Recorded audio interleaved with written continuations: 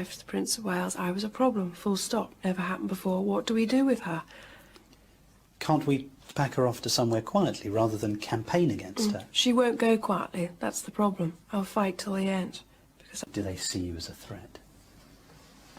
I think every strong woman in history has had to walk down a similar path. And I think it's the strength that causes the confusion and the fear. Why is she strong? Where does she get it from? Where is she taking it? Where is she going to use it? I remember at the time there was a mixture of relief because we no longer had to pretend and we no longer had to maintain that fiction. But at the same time, we were always conscious that there was a big, silent, rather threatening presence that told us, certainly told me, that the princess wasn't really wanted anymore. Everything changed after we separated. Life became very difficult then for me. People's agendas changed overnight. I was a problem. I was a liability. How are we going to deal with her? It became a condition of your patriotism that you must therefore support the Prince of Wales. The belief that if we were loyal monarchists, we had to be on his side. Well, I'm sorry. As a loyal monarchist, my loyalty was to the principles of the British Crown. And I saw royal virtues embodied in her more than in him. But I think the real damage was done by those who tried to marginalize her, or in more recent years, airbrush Diana out of royal history.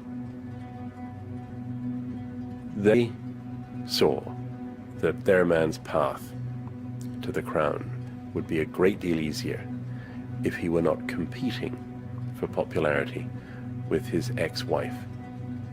In October 1996, in a letter to her butler, Princess Diana expressed the fear that she would die in a car crash, and it wouldn't be an accident. The princess had written me a letter, and in that letter she said, in her own handwriting, on her own stationery, her words were, "The next few months are the most difficult in my life. I fear that my husband is planning an accident in my car, head injuries, in order that he can remarry." The letter, even today, is rather chilling to read in her own hand. It is spooky, beyond spooky. And when I first read it, I asked her about it, and she said, "Well, you know my fears. You know we're always checking for things under the car. You know that I think I'm being bugged." She said, "This is just an extension of that. And I just fear that I'm not going to live very long, that they all want rid of me."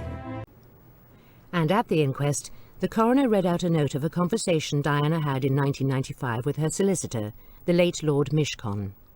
"I told HRH that if she really believed her life was being threatened, security measures, including relating to her car, must be increased. I frankly could not believe that what I was hearing could be credible as to this alleged conspiracy, and sought a private word with Commander Jeffson, who surprisingly said he himself half believed in the accuracy of what HRH had said. It gives you some idea actually of how sane she was if I tell you that she reacted to some of the rumors that were started about her own mental health with humor.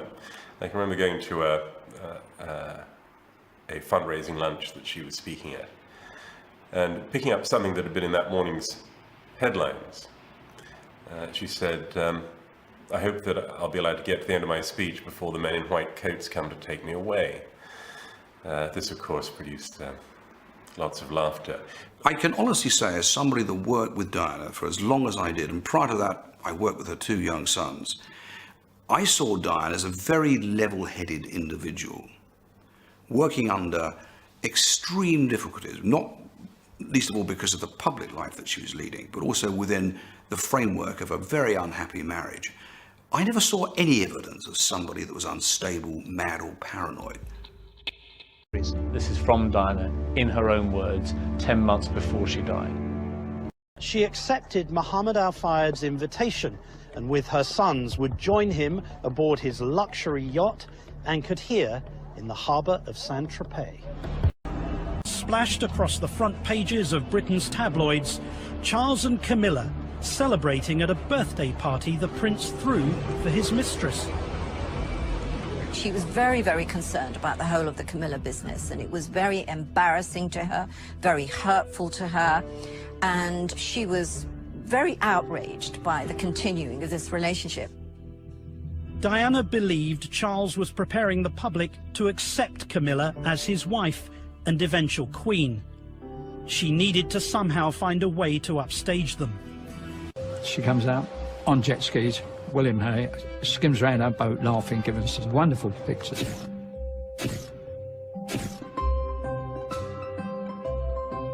Unbeknownst to the princess, Mohammed Al-Fayed planned a surprise of his own. It involved his son. All set up by his father. Mohammed Al-Fayed rings up his son Dody and says, Diana is coming to stay with us in the south of France. Get yourself over. And I think for Mr. Al-Fayed to have the mother of the future King of England, when they didn't want to give him the passport in England, they didn't like him very much, to have that would have been the coronation for him. Now, you know that Mr. Al-Fayed had been nurturing a vendetta against the British government for decades because he'd been denied citizenship. Yes.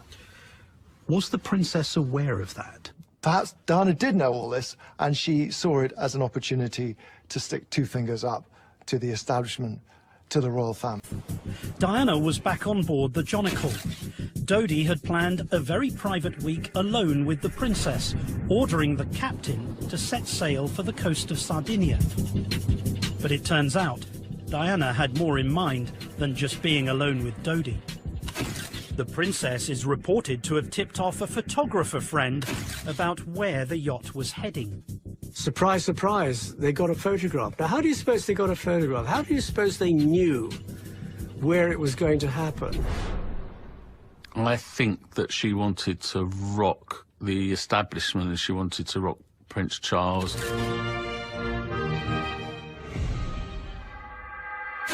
And it was one photograph in particular, published by the Sunday Mirror, that exploded on front pages around the world.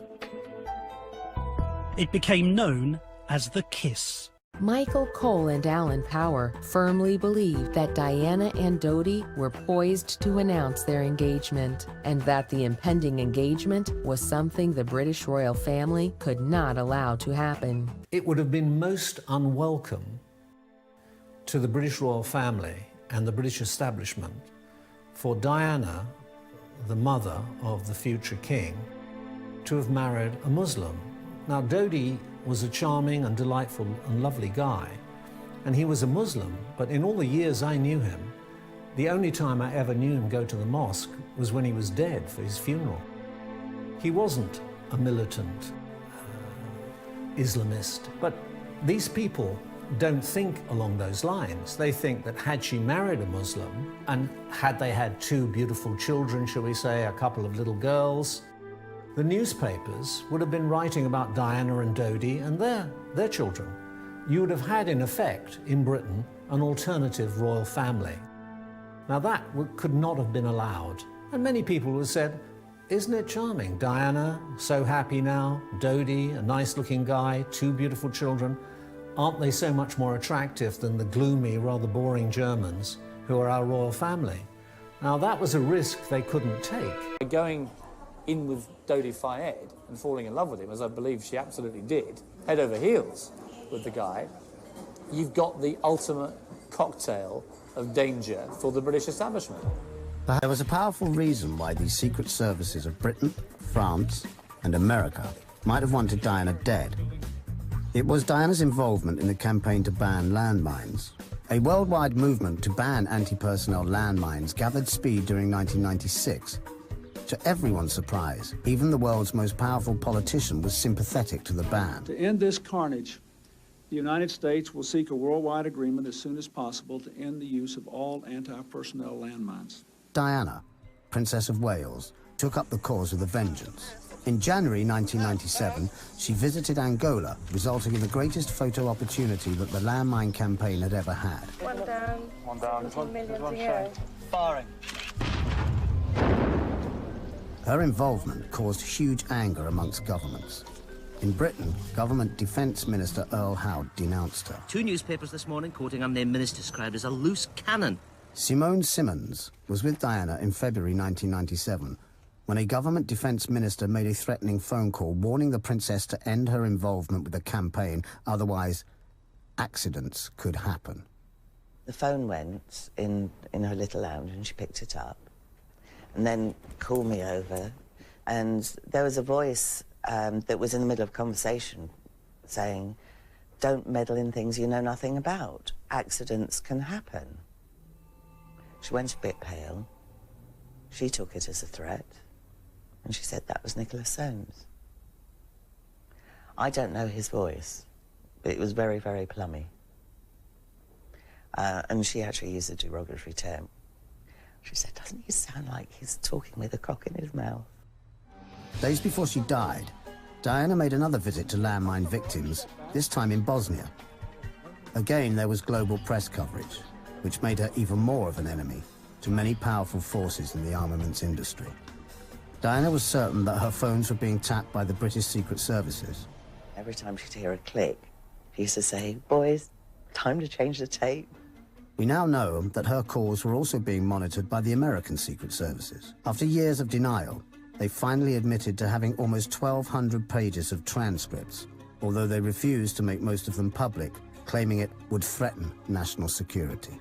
Her landmine campaign was clearly infuriating the armaments industry, while her love affair with Dody Fayed was infuriating the royal family and the British establishment. So there were an awful lot of people who wanted Diana and her Muslim lover dead. It's weird that at a time when you know the establishment can think of nothing worse than Dody Fayed, son of Mohammed, marrying and possibly impregnating Diana, that she's conducting a major international offensive against landmines with all the crippling economic problems that would bring for the British establishment again, and the British government. America. And America. If you add all these to the mix, then if you were ever going to do something dodgy to Diana, that's the time you would do it. She'd become trouble, as she used to say to me. "I'm trouble to them. I won't go away. I won't go quietly." Then they had this sort of wacky journey through Paris. At speeds in excess of 60, 70 miles an hour, with her not wearing a seatbelt. And then, at that speed, collides the 13th pillar in the Elmer Tunnel. Well, by the time that Diana died, and in fact, I'm afraid a few years before, the royal family had really given up on Diana. They found her a complete and utter menace, was a threat to the throne. But you have to remember that unless you are born into that family, you are of royal blood, you are always totally expendable in their eyes. They are utterly ruthless, the Windsors. They will get rid of people, and that includes people who marry into them like that. They are not that important. I was told that when it was announced that she was dead that day in August, there was a great sigh of relief around the entire royal family. No, they didn't want her to die in a road accident. That was too horrendous. But she had her court, which was becoming more and more powerful. Really, she was taking on the royal family. I think most of the British public still believe it was dodgy. I believe Mohammed Al-Fayed will always believe it's dodgy. I believe the establishment want it all to just go away for whatever reason, and I don't know the answers to these questions. All I know is that the inquest has probably raised more questions than in the end it answered, and it answered a lot of questions.